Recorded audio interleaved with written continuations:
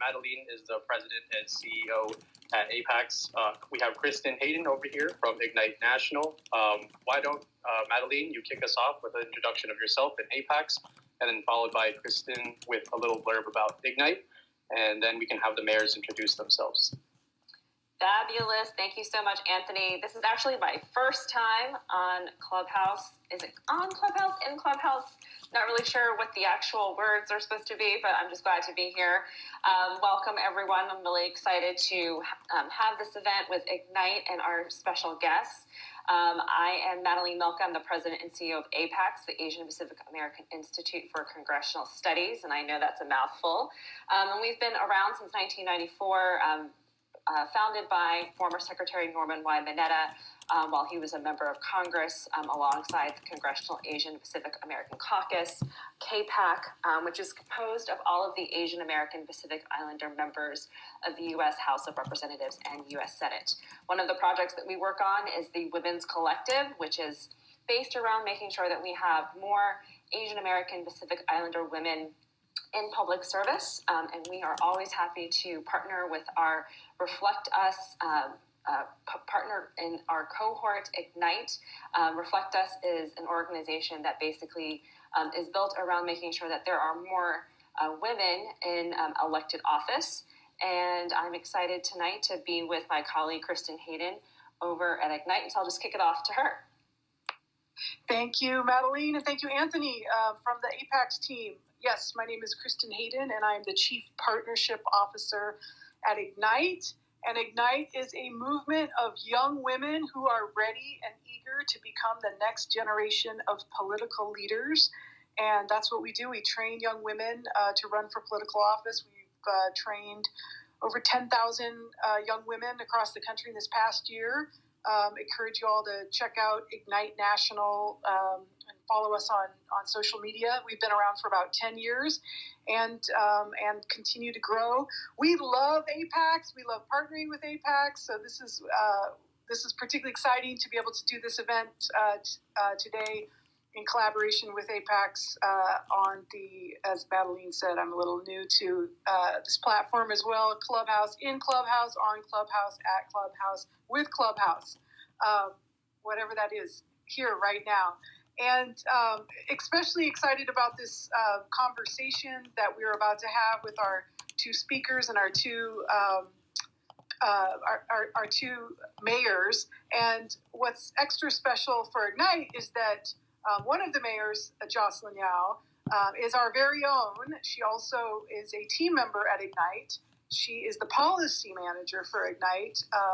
So she has she wears a lot of hats, as most women do. She not only has a full-time job at Ignite, but she is also a new mother, has a baby, which I think needs a special shout out because that's an extra with managing everything else. And she is mayor of her town in California, Eastvale. And not only is she mayor, but I am so proud to say that Jocelyn is the youngest woman of color mayor in the state of California, which is so awesome.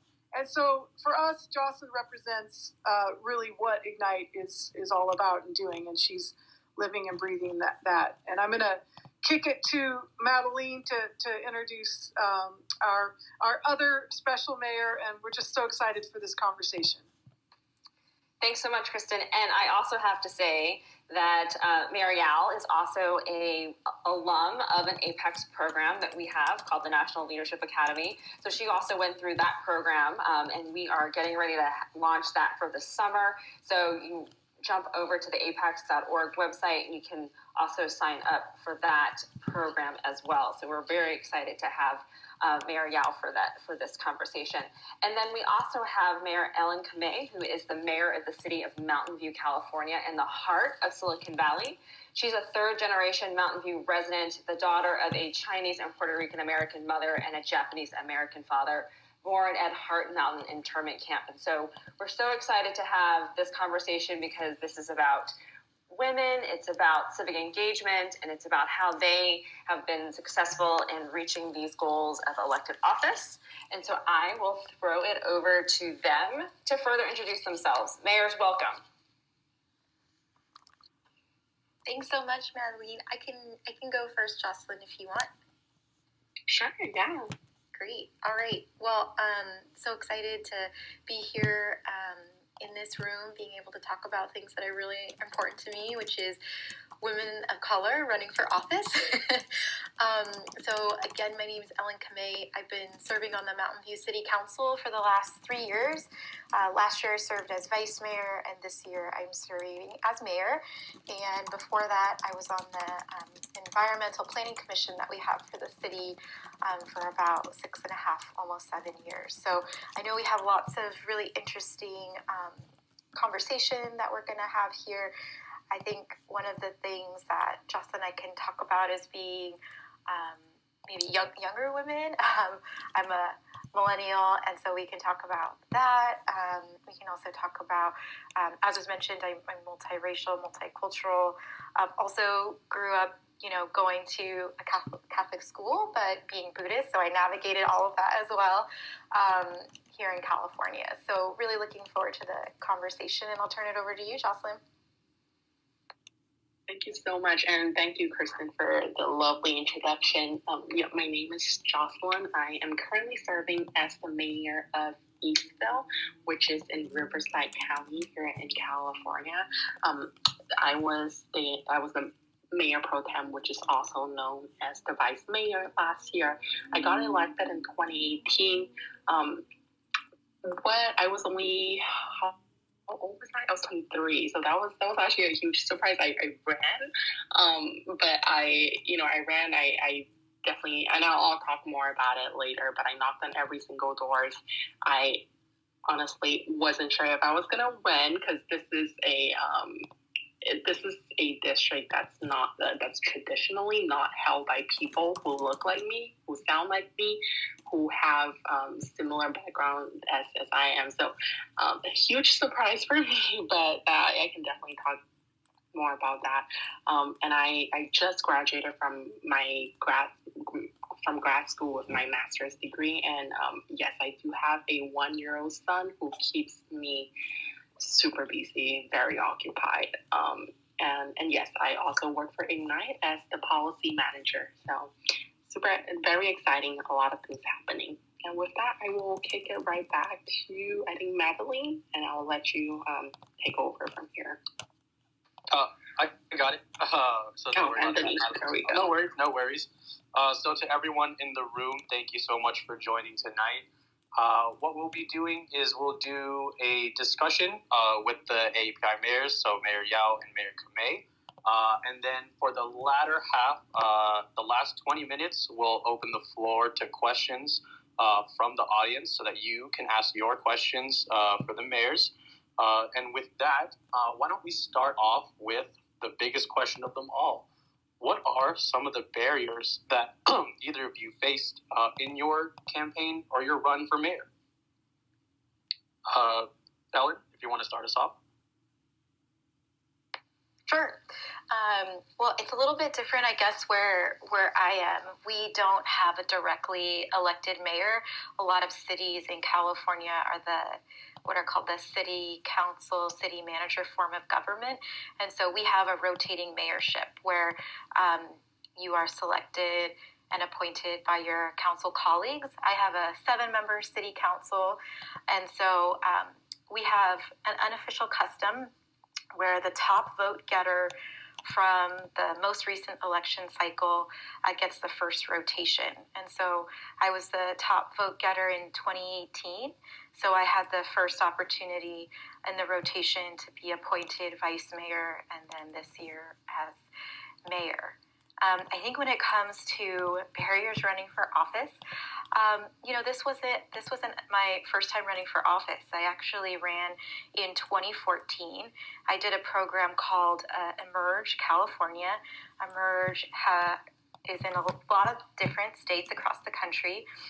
They train women to run for office, and so I was coming off of that, and I ran, and I lost, and I really had to decide if I was going to run again, and if this was the right avenue for me.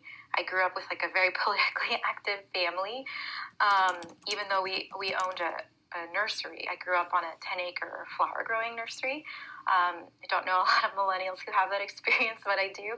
And my mom is actually an elected official. She's been serving now for over 30 years. And so I was always inspired by her. And in Santa Clara County, where the city I live in and represent is, it used to be the female capital of the world. We had the most female elected officials back in the 80s and 90s. And so, when I ran again, I think I really had to face some barriers of people kind of deciding what kind of candidate I was or wasn't. I think age, and I'm sure Jocelyn will touch on this a bit more, there's a bit of ageism, and I think there can be a bit of people thinking that they know your story based off of your ethnic or racial background. And so what was really powerful are tools like this, which are social media. I think that's been one of the best ways for me to connect with residents in the community, especially during COVID. I'll turn it to you, Joss. Yeah, no, thank you for that. So when I ran, I'm currently the only woman. I'm so jealous of you. I didn't know that the county was the female capital. That's amazing, because we definitely need that here. I'm the first woman of color, and still currently the only woman serving on council. And that's definitely something that came up when I was running, was not only my age but also my gender, and it was challenging to navigate that, especially with the age part. People think that just because you're young, that means you don't have any experience. Like they label, there's all these stereotypes on how millennials are real lazy.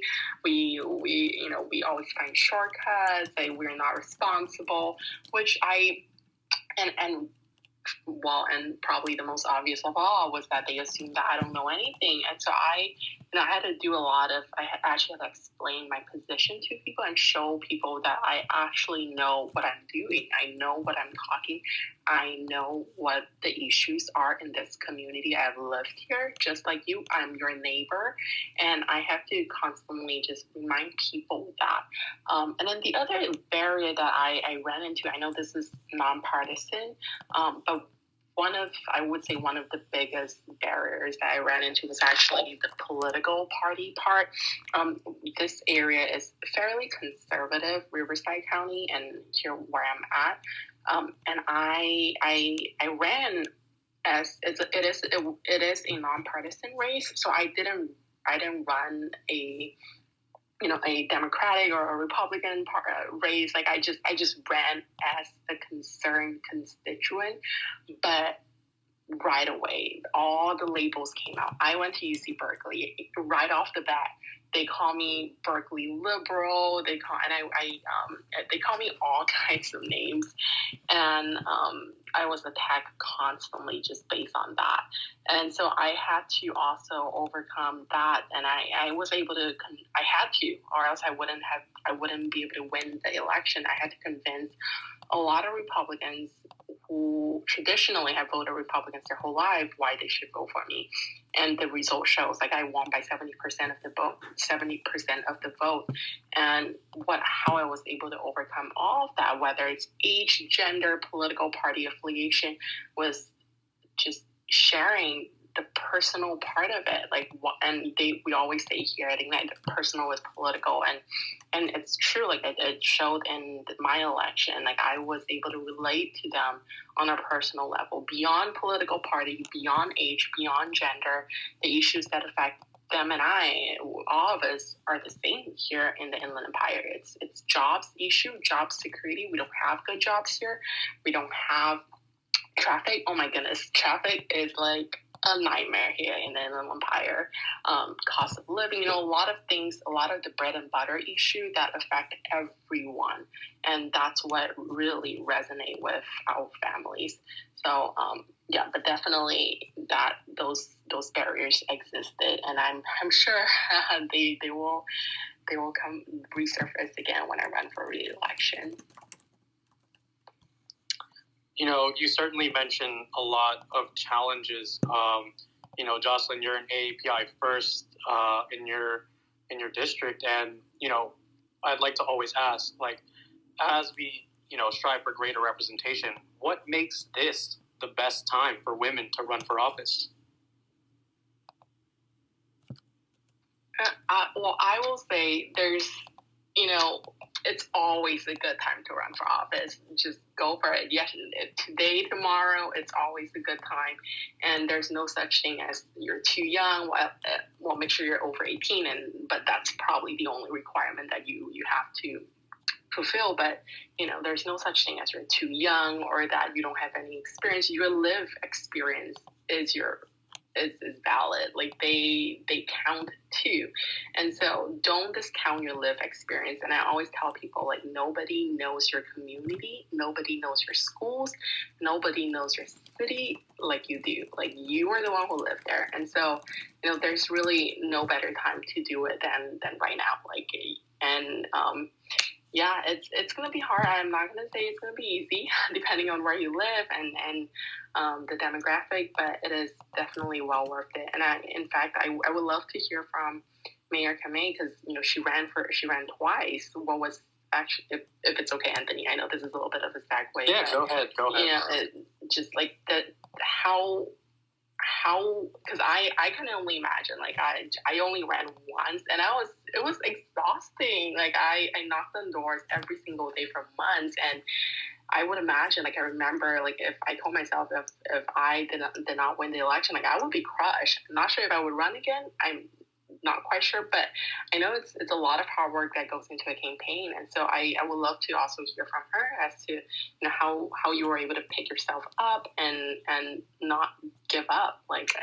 I know it sounds it sounds easier said than done, but it's a lot of work. So I would like to hear from Ellen if you want to share anything regarding that. Well, thanks so much, Jocelyn, for seeing me. I think that can be the most difficult part, is we can say, yeah, the best time to run is now, and but I think that's where I try to say, and I speak from experience, right? Which is, I've ran and lost, and I've ran and won, and so I think that's where I can kind of share my personal experience. And I loved what you were sharing earlier about, how these elections, especially on the local level, are nonpartisan, and it's really about the issues. It's the people-to-people connection. It's the human connection, where people can see that it's beyond political party lines. It's beyond our age and perhaps our cultural and ethnic backgrounds, that bridges the divide and brings us together. But yeah, in 2014, when I lost, I totally was crushed. It seemed like the quote-unquote right time. And the right time being, there were 3 open seats, which means, there was no incumbents running for re-election. It was, which you could say like a free-for-all. So it was an opportunity where, the odds are considered most in your favor. And I lost. And then in 2018, there were 3 seats and incumbents were running. And, I was challenging incumbents, which traditionally, right, can be a hurdle, where people say, oh, if the incumbents are doing a good job, you don't need to run. But I think the issue that sparked me to run in 2014 and again in 2018 remained the same, which is California, and particularly the Bay Area, is extremely high cost of living. And what had brought me back to the Bay Area is I got a fellowship. I did an International City County Management Fellowship. I thought I was going to go kind of the public administration route. And my grandmother went into a nursing home, and I went to live with my grandpa because he was going to live in his big house in Mountain View alone. And when they both passed away, I was stuck trying to figure out how do I live in the city that I've called home and our family's called home since pre-World War II. They were here in the late 30s, 1930s. And our council, everyone was a homeowner. So no one really had the perspective of understanding what it was like to kind of live out the model minority myth, right? Like do well in school, go to college, go to graduate school, and still, get a full-time job, but still finding it difficult to live in the area. And so I still felt like that representation wasn't there. And our council at that time was pretty homogenous. And so I really wanted to bring a different voice. So I decided to, not only double down on myself, but I saw it as double down on my community and try to bring the voices of those who aren't at the table to the table, right? Because we hear in politics all the time that, if you're not at the table, you're on the menu. So that's kind of where I felt the resiliency to kind of come back, which I think is really important about running for office. And it's, I think, important to share the wins, but also the losses. The both of you have done wonderful jobs in, your pathway to public service, and it's important that you bring these new and fresh voices to communities that so need them. With regards to, the recent events, the violence against Asians and Asian Americans, now that you're representing not only your constituents, but also a minority group, which, by the way, is the fastest growing minority group in the United States. Are there any, issues that your constituents have brought to you concerning this? Either Ellen or Jocelyn, whoever wants to take it first. Go ahead. I know I went first earlier. Oh, yeah. I mean, it can be a dialogue. I mean, I think we've probably heard from a lot of our constituents, or at least I can speak to that. We have over 30% of our population in the city of Mountain View is AAPI, and looking forward to getting our most recent 2020 census numbers, where I think that number is going to jump to 35%. But we have quite a few, particularly Asian-owned small businesses in the core of our downtown, who reached out, and I truly believe it took a lot for them to say or to share the harassment and the hate crimes that they were experiencing during this pandemic. What I feel really fortunate about is at the end of last year, we appointed our first AAPI police chief in the city of Mountain View's history. And Chief Sheng is, fluent in Mandarin, and a lot of our community is as well. And I think we've been able to have town halls in Mandarin, community meetings in other languages, and I think people have been willing to step up and share their stories because they see people who look like them, or they heard them on the Chinese radio getting interviewed. And I think that it's been heartwarming to see us come together in a time when your constituents are in a lot of pain. And so the city of Mountain View created an ad hoc subcommittee on race, equity, and inclusion last June, where we've created a race, equity, and inclusion action plan. Out of that, we've created a public safety advisory body, and we have a Spanish language academy, and the beginning of next year, we'll be able to expand that to a Mandarin language academy. So I think it's, really been a way to recognize our community. And the community came together on their own. They put together their own dining out for AAPI, where a lot of our small businesses rallied together over 2 days to raise funds for Stop AAPI Hate. And we had a youth-led rally. So throughout this difficult time, I think it's also been an opportunity for unity in our community. How about you, Jocelyn? Yeah, so oh gosh, this past year has been, it's, reading all the news, it was so heartbreaking. And I remember when the shooting occurred in Georgia, it was one of those moments where you vividly remember what you were doing when the news broke out. And this year, actually, two incidents. First is the riot at the Capitol, and the second was this one. And I was sitting in front of my laptop when the news came along, and I felt paralyzed. Like I remember thinking, like when you first read about something really traumatizing, you just feel like you're kind of ignoring it. I don't know if anyone does that, but at least I do. Like, that's how I process things. Like, I'm just kind of ignoring it. Okay, yeah, I'm not gonna think about it for now. And I just shut my laptop and went about my night. The next morning, though, that was when everything hit me. Like, it was early too. I think it was around 4 something, not even 5. And usually my little one would be the one waking me up. But I woke up on my own. And then once I was awake, I could not go back to sleep, which is really rare because as a new mom, I'm so tired all the time. But I could not go back to sleep. I remember just sitting in my bed. I was like, oh my goodness, what just happened? And I was staring at the ceiling and until Kaden woke up at 6. And I was like, no, that's not real.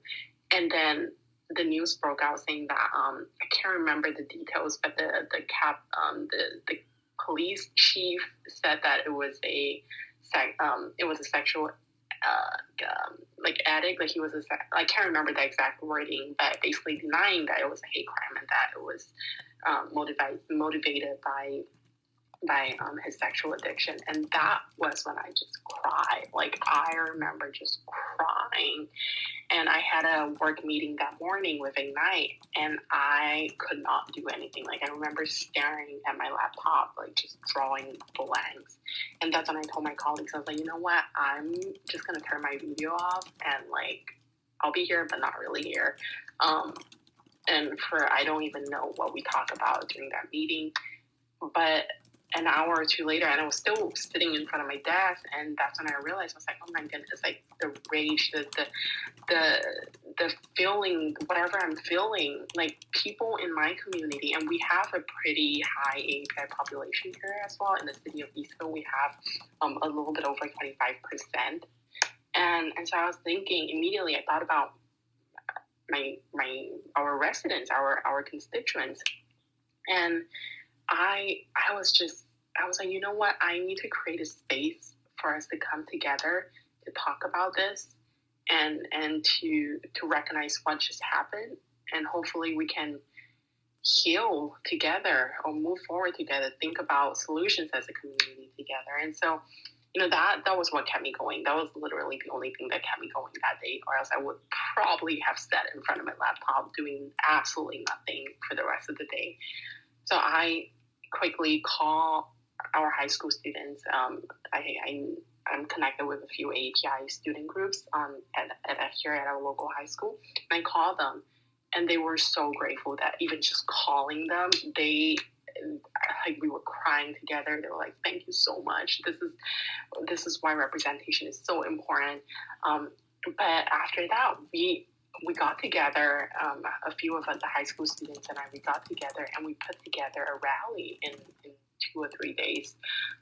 So we got together, it was powered by youth, our AAPI youth, and we put together a rally for everyone in our community to come together to talk about what happened. And I had no format. I didn't invite any elected officials.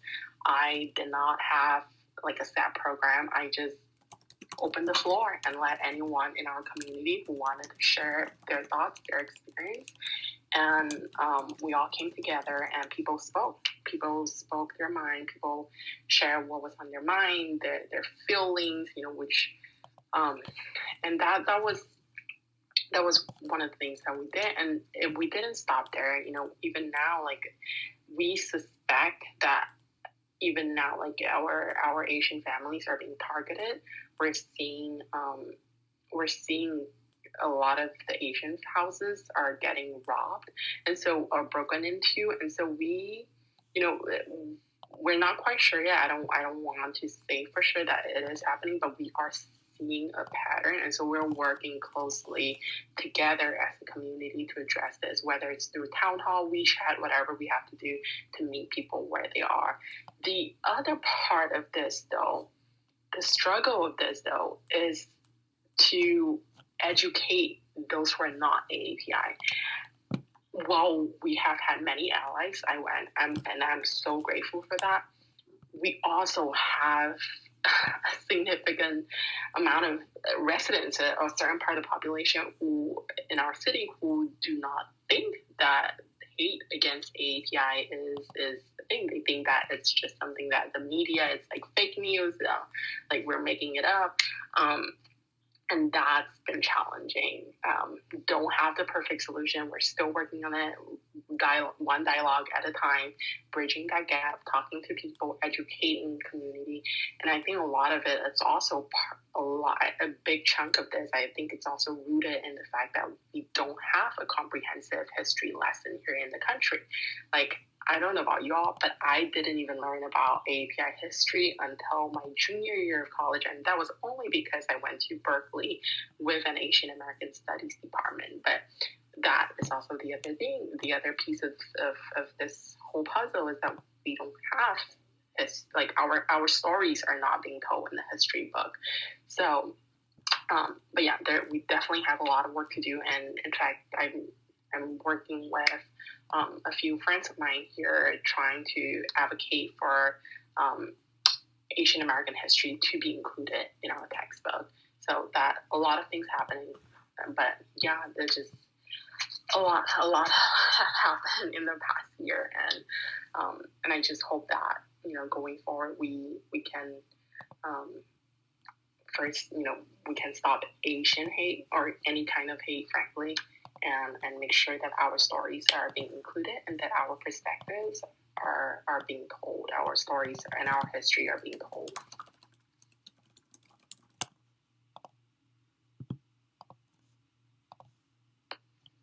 Very, very powerful stuff. You seem to have a lot of connection with the younger population. Oh, I see we have a question. I do know that I did want to open up this time for Q&A to the audience, but I just really wanted to ask Jocelyn one quick thing. You mentioned your connection with the college groups and high school groups. How is your experience, being the youngest woman of color to serve the public? What's that connection like with your younger constituents, as you take care of your district or, your Eastvale? Yeah, well, first of all, I did not know that I was the youngest. Let me just start with that. When I became the mayor, it just I just became the mayor. I didn't realize. I was like, okay, like it didn't occur to me that I would be the youngest until my friends actually started pointing it out to me. They were like, Jocelyn, by the way, did you know that you might be the youngest? And I was like, I don't know. Let us fact check that. And we spent a whole day fact checking that, and it turns out to be true. At least that's what the record shows. And so that was very shocking. And I didn't, at first I didn't think it was a big deal, but it turned out to be a huge deal. I also spent 10 plus years in Malaysia, originally from the Bay Area, but I ended up moving away for 10 plus years because my grandfather got really sick. He had cancer, and so we moved back to take care of him. And I ended up staying for school. But anyway, long story short, it became an international news. And I was like, oh my goodness, like this is a lot of pressure. My first reaction was like, oh wow, this is a lot of pressure. I have kids everywhere looking up to me. Okay. And I, that was my initial like feeling.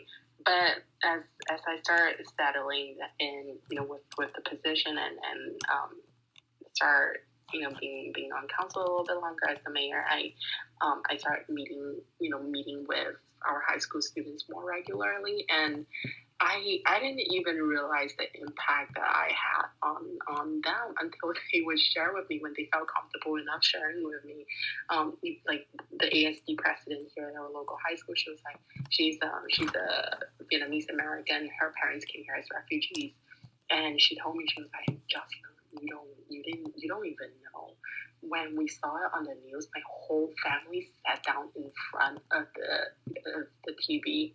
And my mom and I cried. I was like, oh my goodness. Like, I was just in shock, like, hearing stories like that. Or, like, one other person, she's a reporter from one of the local news here. And she saved the news article and she gave it to me when she finally met me. So, just, I really didn't expect all of that. But I also realized it is also my responsibility to help make sure that we have the next generation of leaders, AAPI leaders, and so I've been very intentional. That's one of the things that I try to do, is to be intentional, to include them in our conversation, in our decision making process. And in fact, just a few weeks ago, we successfully launched our very first youth council in the city. We didn't have that, and so we are launching an Eastvale youth council, and it's truly led by our youth. Like in fact, we were thinking, like, should we be managing them? We're like, no, like, I trust that they're able to do, and they have shown over and over again that they are able to lead. Our high school students are more than capable to lead. And so they're leading the council, and I'm just serving as an advisor if they ever need anything. So that is something that we just started a few weeks ago. And even like other projects, whether it's street cleanup or any community events or really anything, I've been very intentional about when I went about including our students in even little things like the Pledge of Allegiance.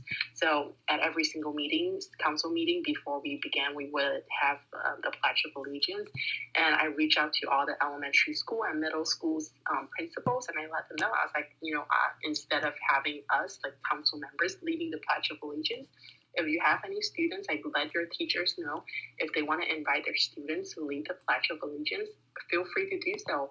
And I know it might seem like nothing, for us, like, just leading the Pledge of Allegiance at a council meeting, that's easy, like, we can do that. But for a lot of kids, especially elementary school kids, for a lot of them, like, it was such a great experience. Like, a lot of them first have never even been to the city hall. They didn't even know what a city council do. They have never been to a city council meeting. They have never, some of them have never spoken in front of the public. And so, just bringing them to the city hall, having them lead the Pledge of Allegiance, and talking to them, meeting them, it's I would like to think it's very it's an eye-opening experience, and hopefully, who knows, maybe they will get involved in government, just having that early exposure. So, but yeah, those are the things that I've been very intentional, and I try to make sure that I include our youth, whether it's elementary school kids or middle school or our high school students or even college, just think of ways to include them in the conversation and in the decision-making process. Thank you so much, Jocelyn. Very, very inspiring words from you. I just wanted to reset the room real quick. I noticed a few people had come in. Right now, we are opening up the Q&A portion for our discussion with our AAPI mayors, Mayors Jocelyn Yao and Ellen Kamei. So I see that we have a question, so I'll go ahead and bring Anna up onto the stage to ask her question.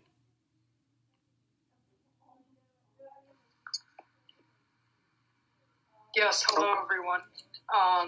Thank you again for this opportunity. I guess I just have a question for Jocelyn and Ellen. I was wondering what sort of advice you'd have for younger AAPI people interested in running for office, particularly but not limited to AAPI women.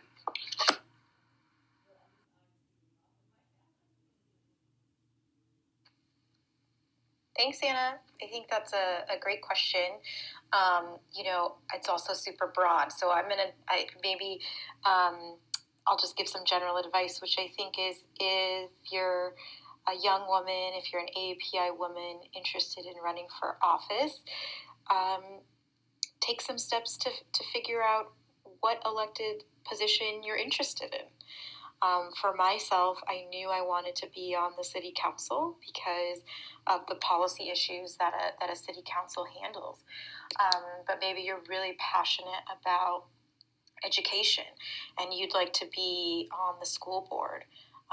There's also your county board of supervisors, or it could be just running for your state legislature. So I think it's what's your personal area of interest, and how do you think that you would best effectuate the change that you're trying to create. And then there are programs out there to help prepare you to run for office. Both APAICS and Ignite have programs about running for office, and they go over things like fundraising, filing your paperwork, taking your headshots, a communications plan, what it is to create a walk plan and knock on every door. I think we're all going to be able to safely do that now as we kind of enter out of the pandemic. So I think that's also what I would recommend. And then maybe, as well as a training program, a commission. I started out on a commission. I think it's really great to understand what Robert's rules are, which are kind of your meeting rules of protocol and procedure. And it was a really great way to plug into the community and meet people who are also interested in serving the community and expanding my network, because that's what you're gonna need when you run. Jocelyn, did I miss anything?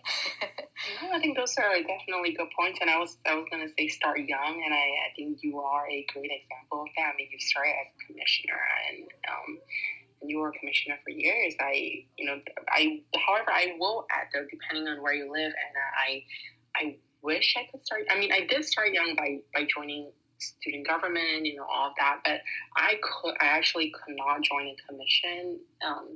And that was because it was such a it was a good old boys club.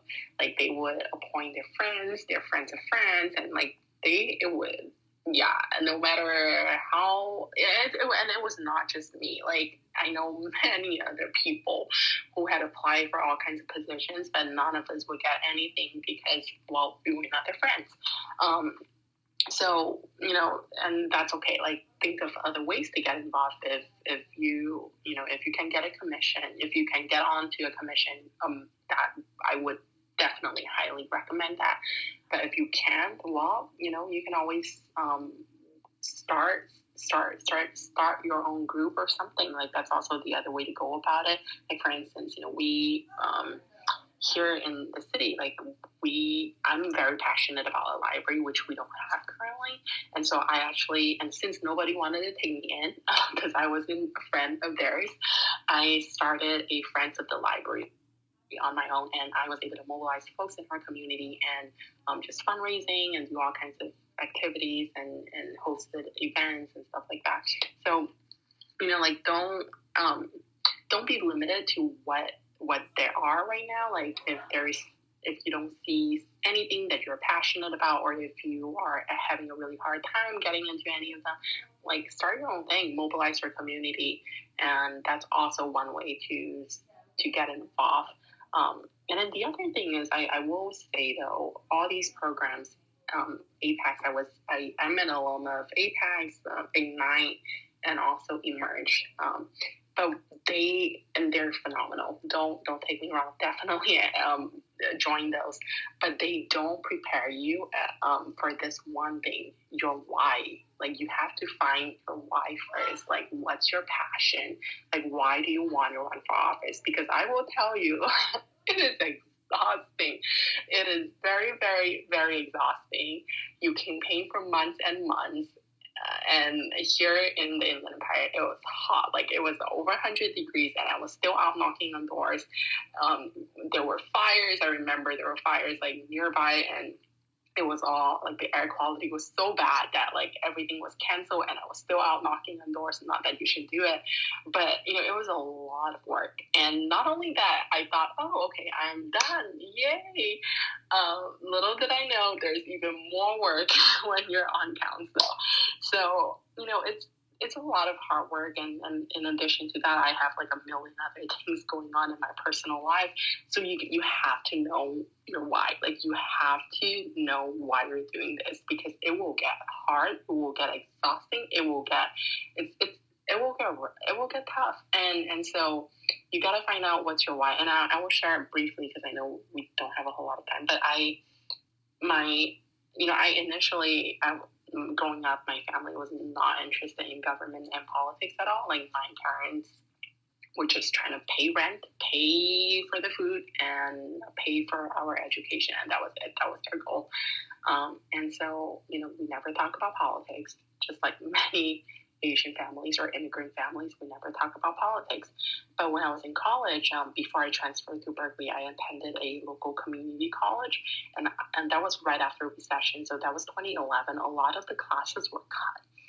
I could not get many of my classes, and at that rate, it would have taken me 3 to 4 years just to get out of community college. If I get out of community college, a lot of students, unfortunately, don't graduate from community college, and so I was like, I need to take all the classes that I needed, and I did not have a car. For those of you who know the Inland Empire here in SoCal, it's a little bit different from the Bay Area, where you can actually take public transit, or in DC, you can take public transit. Here in SoCal, if you don't have a car, good luck. I had to take buses everywhere, and just to take one class, y'all, I had to take a 2.5 hour each way bus. So it was a total of 5-hour ride every day. So that meant I had to wake up super, super, super early, hop onto the bus, and then take the one class, and then go back home. Not home, but go to the other campus, and then take more classes, and then go back home. And it was fine. It was doable. I wasn't complaining. I was like, okay, I'll just go with it. Until one day, it was pouring. Like, it was raining hard. And that was when I was pissed, because I had to wait in the rain, and then the bus was delayed. And that was like, okay, you know what? This is ridiculous. So why am I doing this? Why does it have to be this way? And that was when I decided to get involved in student government, because I realized, oh, there are people who actually decide first decide the funding, and then second decide how the classes are being designed, and where the classes go to, like which campus, because we have 3 campuses. Anyway, so long story short, that was the moment. I vividly remember that was the moment when I told myself, you know what, I'm going to run for school board. So I wanted to run for a community college trustee. But long story short, I don't want to take up the whole time, but when I graduated from Berkeley, when I came back home, I was ready to run, but it was already replaced. So we had almost like a brand new board, and they were much, much better than the previous board of trustees that I had. So I was like, oh, okay, I guess I don't need to run anymore. My work is done. But lo and behold, a few years later, there was a vacancy on city council, and I actually did not want to run for city council. It was more, I saw myself more of a school board person, because that was where my passion was, and still is. But one of my close friends, the way she described this to me, and it's true, now that I'm on council, I see it even more clearly now, is that everything is connected. It's so important. Well, first of all, everything is connected, and also it's so important for you to get to a position of power, so that your voices are amplified, and that you can continue to advocate for issues that you care about. Like, I still advocate for our youth, for education, for school-related issues, even as a council member. So they're all connected. Like, there are things that we do that are related to our school, that are related to our schools, our colleges. So, yeah. With that being said, find your why, your passion, because this is a long road, and it is very challenging, and people will test you. You will get tested, and if you don't have that why to hold on to, it's going to be hard. Yeah, so definitely, I would add that. Thank you so much for your question, Anna, and for your inspiring answers, Mayor Yao and Mayor Kamei. We're nearly at the end, but I do want to open it up to anyone else in the audience that may have a question. Oh, okay, we have another one from Lei Jing.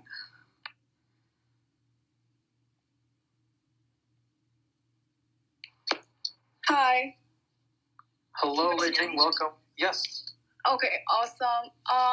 Well, first I just want to say thank you to both mayors for getting on this discussion. I've really enjoyed hearing about your experiences in public service.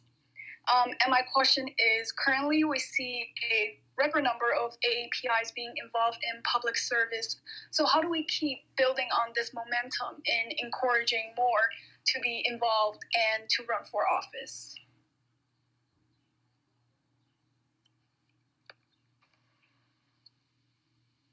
Well, I think it's participating in events like this, where, we, Jocelyn and myself, as elected officials, can talk about our experiences and talk about how we need friends. We need the next, generation of leaders. And I think one of the things we didn't get to talk about today, but I think has played an important role, and I think Madeleine mentioned it a little bit in our introduction of APAICS, is pipelining the next generation of AAPI leaders.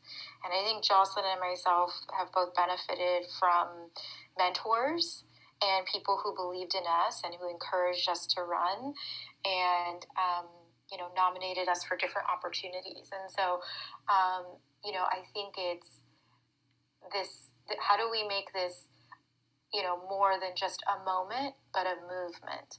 And that means getting engaged and getting involved. And the more I think we can show people that we can make changes and we can represent our communities, the more that they'll feel like there's a place for them. And I think Jocelyn's done a good job of talking openly and honestly. So both of us are on city council, but that's part-time. But it's basically a full-time job. So we work our full-time jobs, and then we do council as our full-time jobs. But I would say opportunities like this, where I get to talk about it, and hopefully somebody else will think about running for office or applying for a commission, that's what keeps me going. That's what keeps me energized. And it's these little experiences, and I think the pandemic has really put things into perspective for me, where those little things don't feel so little anymore. And if not us encouraging, the next generation, then who? And I think it's really important to do that. Yeah, no, I really love that quote. I actually wrote that down. How can we make sure that this is more than a moment and that it's actually a movement? I thank you for that. And, again, going back to the whole comment about building pipelines, so important. And that's what Madeleine here has been doing, and I'm very grateful for that. APAICS, Ignite, both, have done a phenomenal job building a pipeline of leaders. It is very important to make sure that, we have more AAPI leaders in office. Even here in California, I don't know how many of y'all know this, but we currently do not have, we currently have only one AAPI woman serving in the entire state of legislature, and we have 120 members, 80 in the assembly, which is the House. Some state calls it the State House, but we have 80 in the assembly and 40 senators in the state senate. But yet we only have one AAPI woman serving in the state legislature. So we need to make sure that, while we are climbing up, we're also uplifting others who are right behind us, right?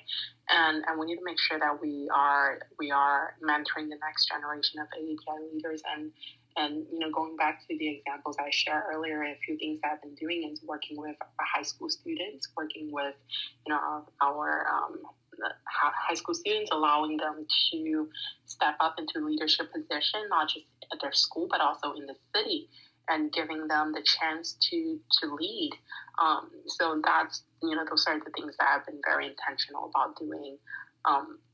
But yeah, it is so important. And long-term wise, I really believe that we need to have Asian American history in the textbook. It's hard to imagine, and we actually, this something just came up. I just thought of something. There was a survey. I'm sure you all saw this, but very recently they asked about. They asked Americans if they know any AAPI leaders, and most cannot name more than one AAPI leaders, right? And so that's something that we need to address. If we cannot see it, how can we be it? And we need to be able to see our faces. We need to be able to hear our stories and read our stories to be it. And we have a lot of phenomenal AAPI leaders in this country, and it is time that we recognize them.